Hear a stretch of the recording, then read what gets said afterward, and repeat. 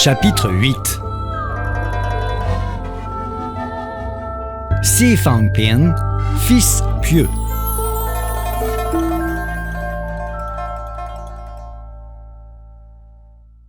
La famille Si, de Dong Han, portait sa probité jusque dans les noms personnels. Fangpin, le fils, était donc direct et droit. Et nommer son père l'honnête Lian, c'était le désigner tout entier. Et entier, il l'était. Il manifestait cet attachement un peu abrupt au principe qui est l'apanage des humbles. Cela lui avait valu d'entretenir un différend avec un des hommes les plus fortunés de la contrée, un dénommé Yan, lequel vint à mourir le premier. Quelques années plus tard, Si Lian tombait gravement malade et déclarait à qui voulait l'entendre « Je suis bien certain que c'est ce nanti de Yang qui a soudoyé les autorités des enfers pour que leurs envoyés viennent me tourmenter. » Sa fin fut des plus pénibles. Son corps enfla, se couvrit de marbrures violacées et la souffrance lui arrachait des hurlements. Son fils, tout pénétré des douleurs du deuil, cessa de s'alimenter. Et il s'indignait. Mon père était l'honnêteté fait homme, et rien ne l'a protégé de la vindicte rancunière d'un spectre. Je descendrai aux enfers et demanderai réparation du tort qu'il a subi. Dès lors, il n'émit plus un mot. Il garda un certain temps la position assise, puis il se leva. Il semblait n'être plus là, comme étranger à lui-même. En fait, son esprit s'était dissocié de son enveloppe charnelle. Il se vit quitter la maison sans savoir vers où diriger sa quête. Dès qu'il rencontrait âme qui vécut, il lui demandait le chemin du chef-lieu du district. Il y accéda. Son père avait déjà été jeté en prison. Depuis l'entrée, il le vit affalé sous l'auvent, en piteux état. En voyant son fils, le vieux Si ne put retenir ses larmes et s'adressa à lui en ces termes. « Tous les gardes ont été soudoyés. Ils me flagellent sans répit. J'en ai les cuisses et les mollets tout lacérés. » Si Fangpin, ulcéré, invectiva les gardes. « À supposer que mon père soit coupable, de quoi que ce soit, ce serait à la loi de dire ce qu'il encourait. Mais ce n'est certainement pas à de subalternes geôliers qu'il revient de décider d'une peine. » Sur ces paroles, il s'arma d'un pinceau et rédigea une plainte en bonne et due forme. Au même moment, s'ouvraient les audiences publiques du tribunal civil qui tenait son autorité du génie tutélaire du lieu. Si déposa sa plainte à l'audience du matin. Yan, le fameux Yan, s'en émut. Mais ses arguments sonnants et trébuchants firent merveille auprès des assesseurs et du juge même, lequel déclara la plainte irrecevable pour insuffisance de preuves, et il refusa conséquemment d'entendre le plaignant. Vers qui, dès lors, pouvait bien se tourner cet humble requérant pour épancher désarroi et colère? Il en fut réduit à parcourir à pied presque 100 lis dans l'obscurité pour gagner le siège des autorités préfectorales. Il entendait y dénoncer les malversations et dénis de justice dont se rendaient coupables leurs subordonnés. On différa d'une quinzaine de jours l'examen de son affaire. Le préfet commença par lui faire administrer une sévère bastonnade avant de le renvoyer devant le tribunal qui avait refusé de prendre en compte sa plainte au chef-lieu du district. Là, on lui fit sentir rudement ce qu'il en coûtait de prétendre réclamer justice. Afin de prévenir tout dépôt d'une nouvelle plainte, l'autorité locale décida que les exempts du tribunal l'escorteraient jusqu'à chez lui. Ils le laissèrent à sa porte. Mais Si Fangping, loin de se terrer chez lui, se rendit sans attendre à la résidence du roi des enfers et remit un placet par lequel il dénonçait la concussion et les exactions dont se rendaient coupables le tribunal civil du district et la cour préfectorale. Le roi émit une ordonnance de prise de corps pour s'assurer de la présence de tous les protagonistes à la confrontation qu'il organiserait. Les juges compromis dépêchèrent une discrète ambassade auprès de Si, lui promettant 1000 taels d'argent s'il retirait sa plainte. Mais il refusa tout net. Le tenancier de l'auberge, où il était astreint à résidence, le mit en garde. « Vous avez déjà souffert bien des maux. Pourtant, vous vous entêtez à refuser l'arrangement que vous proposent les autorités. Il m'est revenu que les hauts dignitaires que vous avez mis en cause avaient approché le roi et lui avaient remis une enveloppe. Je crains fort que votre affaire soit mal engagée. » Si refusa de croire à ces bruits qui couraient. Là-dessus, des gardes vinrent le quérir pour le faire comparaître. Si constata d'emblée que le roi des enfers était très prévenu contre lui. Il ordonna en effet qu'on lui administrât 20 coups de fouet sans même l'avoir entendu. « Quel crime l'humble plaignant que je suis a-t-il donc commis ?» protesta Si d'un ton sévère. Le roi des enfers fit la sourde oreille. Pendant qu'on le flagellait, Si cria « Je comprends que si j'ai droit à ces mauvais traitements, c'est que je n'ai pas une sapèque vaillante !» Le juge suprême s'en trouva plus mal disposé encore à son encontre et ordonna qu'on le jette sur le lit ardent. 2 diables l'empoignèrent. Et Si vit, à l'est de la salle, un chalis de fer que l'on faisait rougeoyer en entretenant dessus un lit de braise. Les diables le mirent nu, puis plaquèrent son corps au sommier chauffé à blanc. Si fut bientôt roussi et vira même au noir. Les douleurs du supplice étaient telles qu'il aurait préféré mourir, mais ne le pouvait. Au bout d'un temps qu'ils jugèrent suffisant, les diables lui intimèrent de quitter ce lit de douleur, de se relever et de se rhabiller. Il était heureux qu'il pût encore marcher, bien qu'en claudiquant. Les 2 diables le ramenèrent devant la cour. Le roi des enfers lui posa la question. « Et maintenant, persistez-vous à maintenir votre plainte ? » Aussi longtemps que justice ne nous aura pas été rendue, je ferai appel des arrêts qui m'accablent. Laisser croire le contraire à votre majesté, ce serait l'abuser. Et en quoi donc tiennent vos griefs ? C'est tout ce que j'ai subi. Le roi des enfers perdit toute mesure et condamna le plaignant à la scie.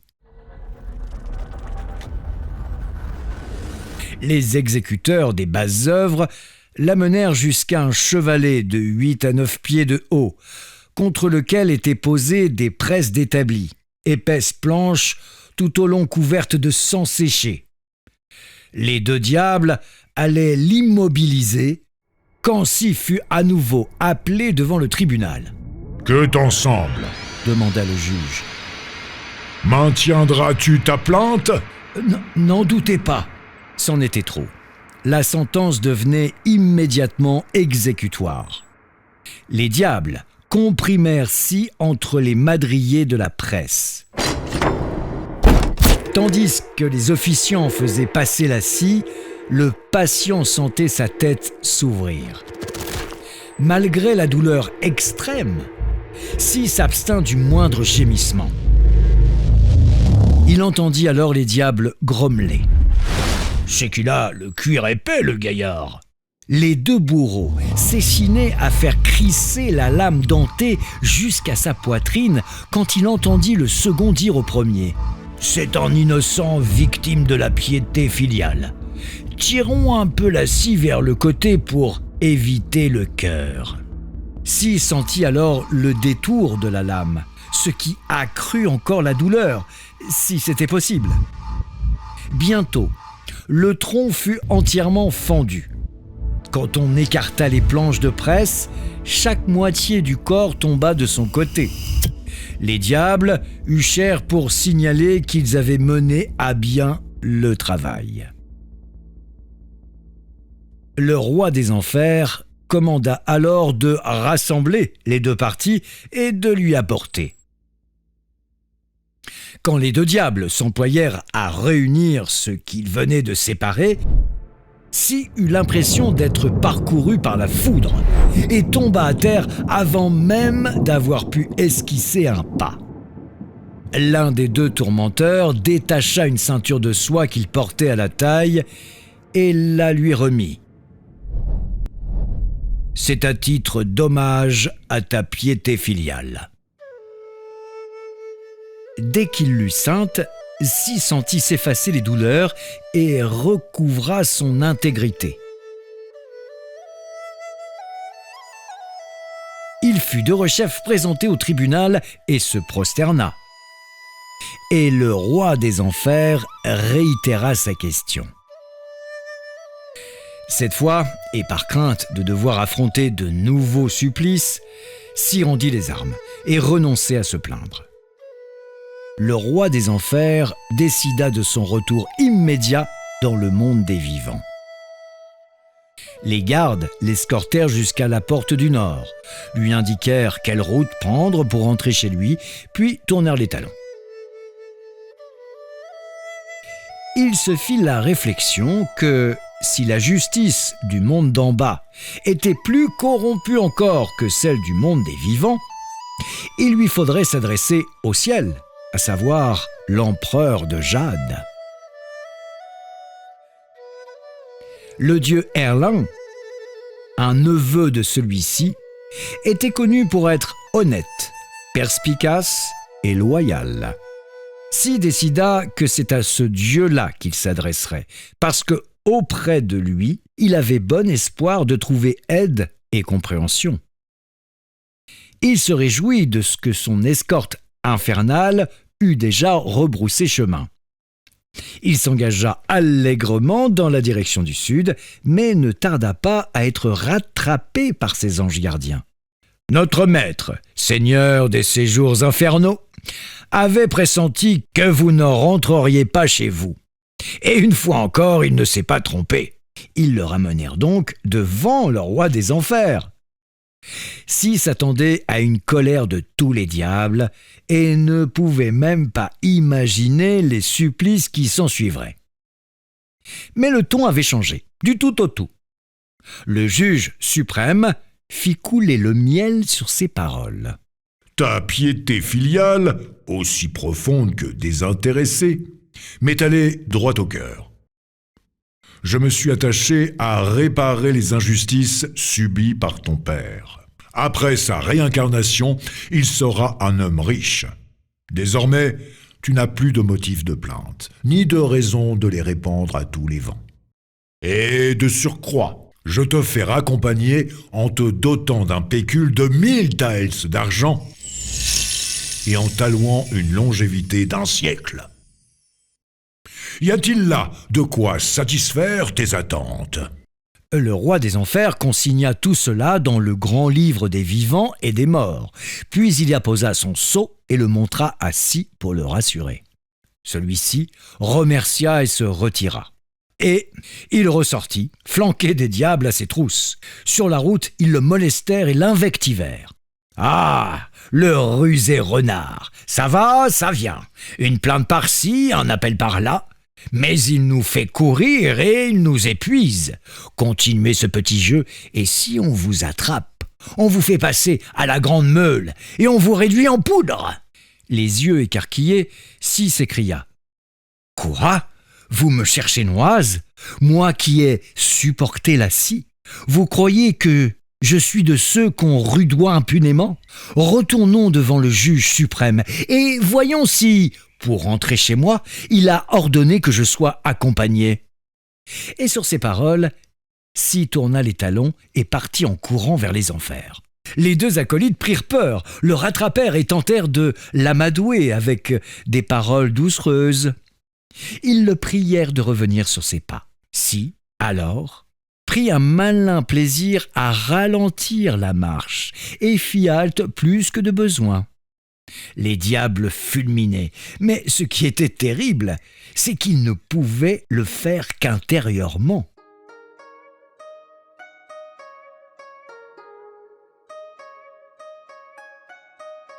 Au bout d'une demi-journée de cette progression au rythme capricieux, ils parvinrent à un village. Ils y trouvèrent une maison dont la porte était entr'ouverte. Les diables invitèrent Sy à s'asseoir avec eux sur le pas de la porte et ce dernier s'installa en effet pour s'y reposer. Soudain, les deux complices le poussèrent dans la cour. Avant qu'il eût le temps de comprendre ce qui lui arrivait, Sy se retrouva dans le corps d'un nouveau-né. Plein de colère, il pleurait sans reprendre sa respiration et refusait la tétée. Il mourut subitement au bout de 3 jours. Son âme, Song-yu, flotta.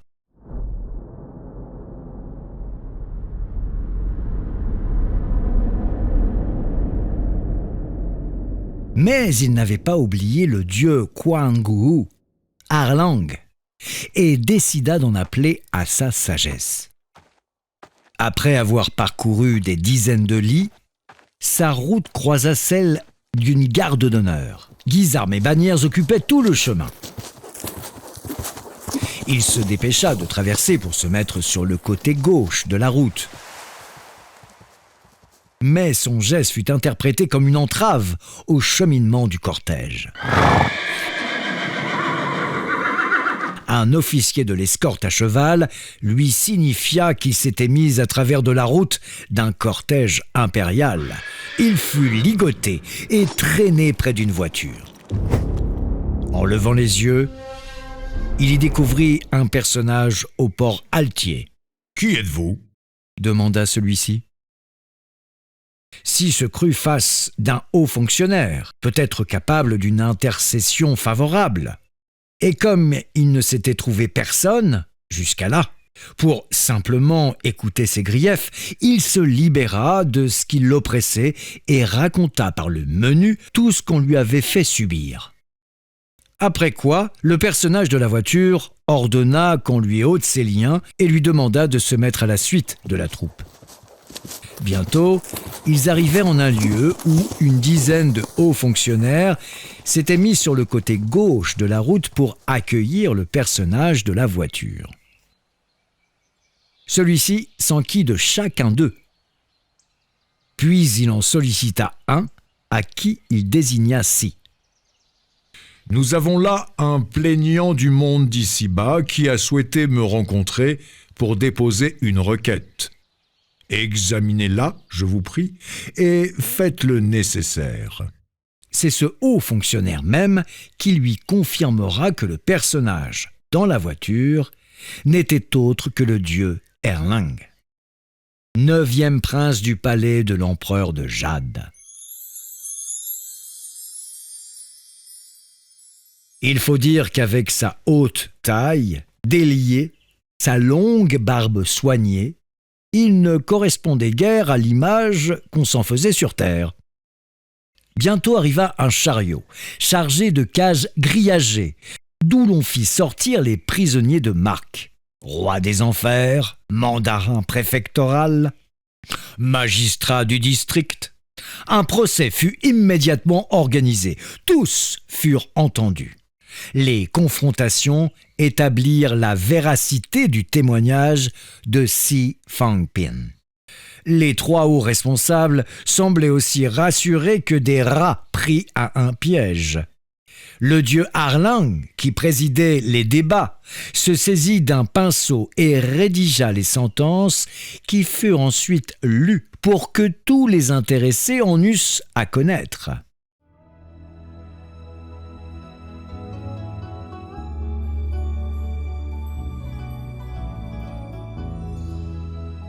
S'agissant du roi des enfers, cette charge, à lui conférer, était le signe d'une faveur impériale et de la confiance qui s'y attachait.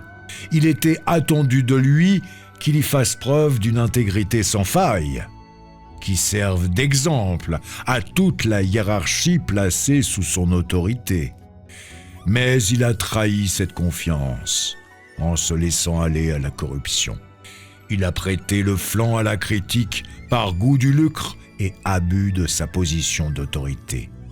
La voracité du loup et la pusillanimité du mouton portent atteinte à l'honneur de cette fonction. Et la corruption est une gangrène qui ronge le corps social. Dans un monde où les faibles servent de pâture aux forts, les petites gens sont engloutis.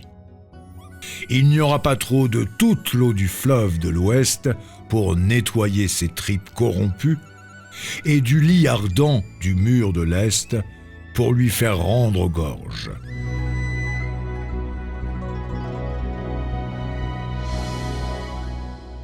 S'agissant du mandarin préfectoral et du magistrat du district, ils doivent être regardés comme père et mère par la population dont ils sont en charge au nom de l'empereur de Jade. Sans doute, ce sont des fonctions relativement subalternes qui appellent un dévouement de tous les instants. Quand bien même ils subiraient des pressions venant des sphères supérieures, c'est leur honneur et leur mission de ne pas courber l'échine. Or, ceux-là se sont montrés rapaces, indifférents à la misère dans laquelle croupit le peuple. Ils ont extorqué aux pauvres des sommes indues par le moyen du chantage. Ce sont des monstres à visage humain. Il faut leur raser la tête et leur laver la moelle. Ils doivent basculer dans le troisième enfer, celui du roi Songdi-Wang, qui punit les mandarins et fonctionnaires concussionnaires et prévaricateurs. Lorsqu'ils auront fait peau neuve, ils pourront se réincarner. Quant aux gardes du roi des enfers, ceux-là ne sont plus d'essence humaine, puisqu'ils relèvent tout entier de la sphère des diableries. Leur seul espoir de revenir à la condition humaine serait d'être des sujets loyaux du monde des ténèbres, qui se signaleraient par leur bonne conduite. Au lieu de cela, ils cultivent l'arrogance et se conduisent en petits despotes. Par leurs pratiques arbitraires, ils contreviennent aux voies de la justice. Ils renforcent la cruauté de leurs supérieurs, pleins de mansuétude pour les criminels, intraitables avec les pauvres innocents. On leur coupera les 4 membres et on les jettera dans l'huile bouillante jusqu'à ce qu'il ne reste plus que les os.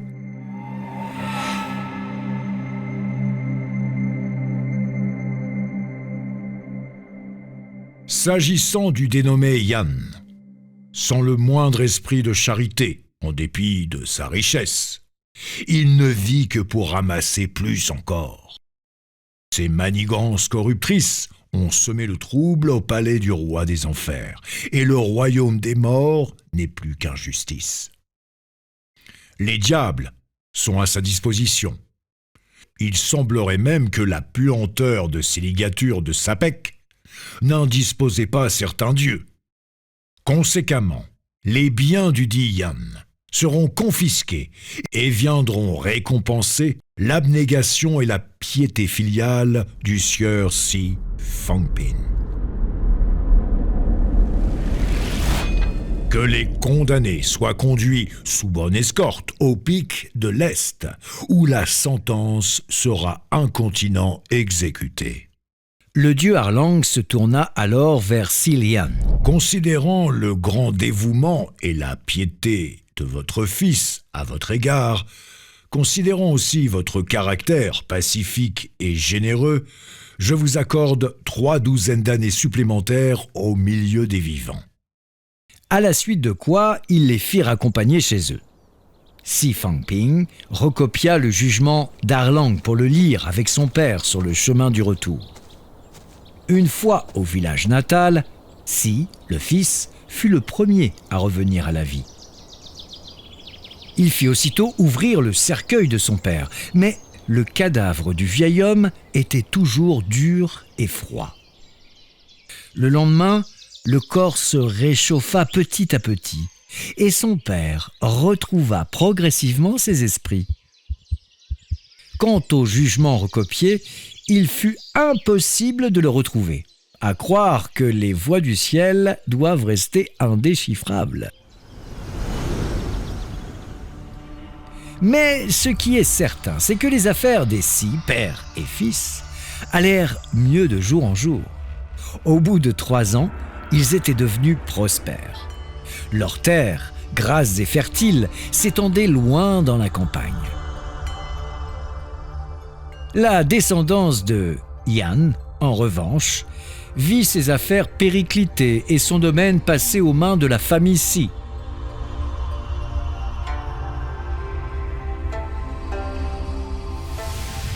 Les quelques villageois qui s'étaient portés acquéreurs des parcelles des Yan recevaient, sous couvert des rêves, la visite d'un dieu qui les mettait en garde.